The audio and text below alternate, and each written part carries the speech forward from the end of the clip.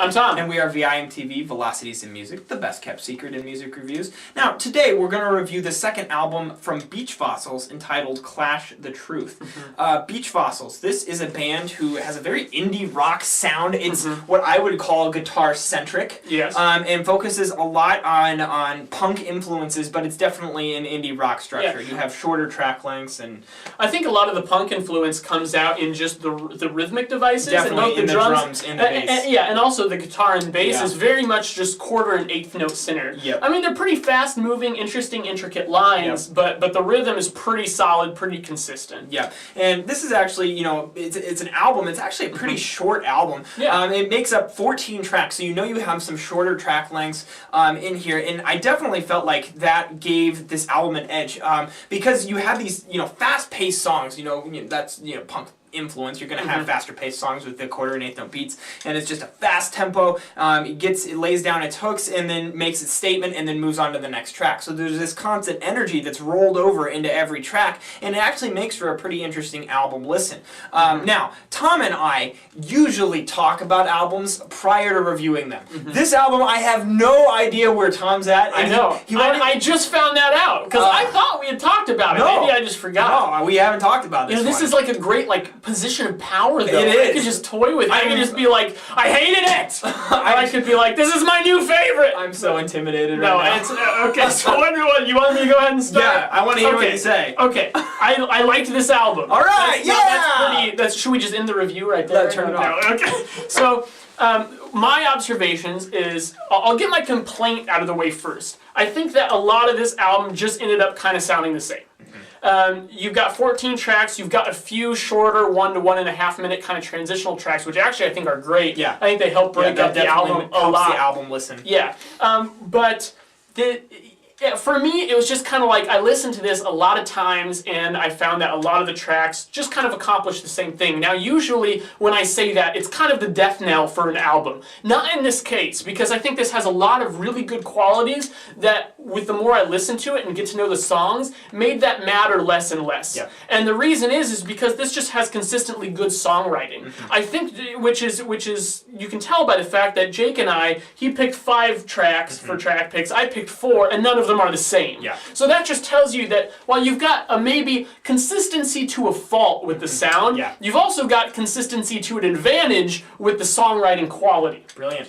So another thing that I think is really cool with the sound that he's doing here, while this is, a very, not too lo-fi, it's not like really dirty sounding, but it certainly isn't overly polished. Yeah.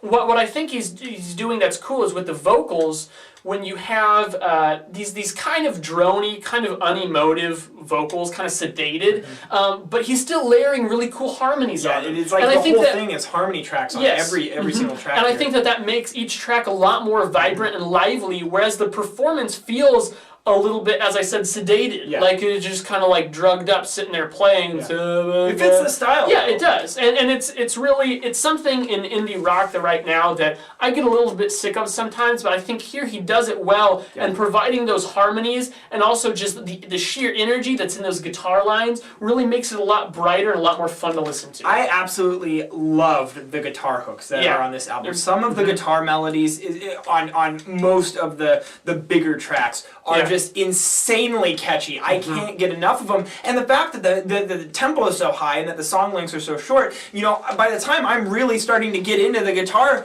line, the guitar melody, it's switching to the next track and giving me another one. So I just find that pace is just addictive, and that constant just barrage of quality guitar tracks makes this really fun to listen to. Yeah. And I totally agree with you about the harmonized vocal tracks. I think that adds a lot of color and atmosphere to, and just his droniness in his vocals in both of the layers in the vocals, I think gives these tracks a ton of just atmosphere and color, and really offsets some of the harsh rhythms that you're hearing in the bass and drums and in the guitars, obviously, because there can be some harshness there. So I really got into the sound overall. I completely agree with you about, I think that the main thing slowing this album down is just a lack of scope. He did exactly what he set out to do was done, and he did a damn good job of it. And I feel like like the only thing keeping this out of like the upper 80s for me is having like a really dynamic moment that just completely knocked me off my feet, and also showed me that this guy can handle something more than just a 3.5 minute, punk indie rock track. I think it's very impressive that someone can write this many good songs within such a confined, specific sound. But I think it's more impressive when you can mix it up a little bit more and still have it work. Yeah. And I think that with 14 tracks, like I said, a few of them are kind of in between tracks, but they're shorter. They still each accomplish something on their own. When you put them together, I would have liked to see just a few of them even spaced out throughout the album with those transitional tracks that really just either explode or just bring it down. Absolutely. And I think that at that point, agree. I'm with you. This would have been an upper 80s album. I completely agree, and that fact alone knocked me down. I think I'm going to go even 80 on this. I'm going to go 78. Well, 79 is pretty darn close. It's a good score. That's exciting, Tom. Having not talked to you at all about this, that's pretty funny that I had to try to like guess what Tom was thinking. What's he thinking? What's he gonna do? We're pretty much on the same page with this one. Yeah, this is surprising how that works. When you review like 590 albums, with your best friend, this is what happens. You just start to develop the same music taste. What did you guys think of Clash the Truth? Let us know at www.velocitiesandmusic.com or youtube.com/velocitiesandmusic. As always, follow us on Twitter and like us on Facebook. Let us know what albums from 2013 you're into and would like to see us review. This is one of them that you guys have definitely given us a buzz that we should review it, and you'd like to hear our thoughts, and here we gave it to you. So you guys definitely play a huge role for us at VIMTV. Thanks for watching. I'm Jake. I'm Tom. And we are VIMTV, moving music critique forward.